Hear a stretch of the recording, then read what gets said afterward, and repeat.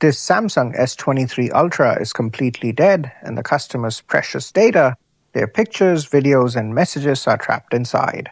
When I connect the motherboard to my bench power supply, it instantly pulls 46 milliamps before I even prompt it to boot. In the repair world, that screams a short circuit on VPH power, the phone's main power rail. To confirm the health of the line, I probe it with my multimeter in diode mode, and it drops straight to 0.074 volts to ground. A healthy board should read way higher. We definitely have a short, but finding it is where things get wild. I inject voltage directly into the power line, and the thermal camera spots a tiny heat signature. But here's the catch. The heat is trapped inside the sandwich board. Here's the thing most people don't know. Samsung motherboards are actually two circuit boards sandwiched on top of each other. Splitting these boards takes a massive amount of heat, and heat is the ultimate enemy of data. The UFS, the flash storage chip, is where the customer's photos, files, and data lives, and it is extremely sensitive to heat.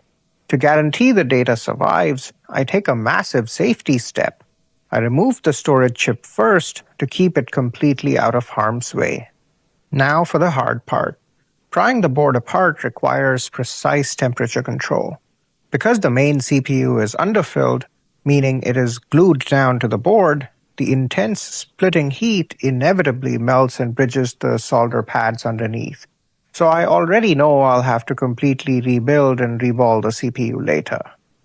With the two halves separated, the secret is revealed.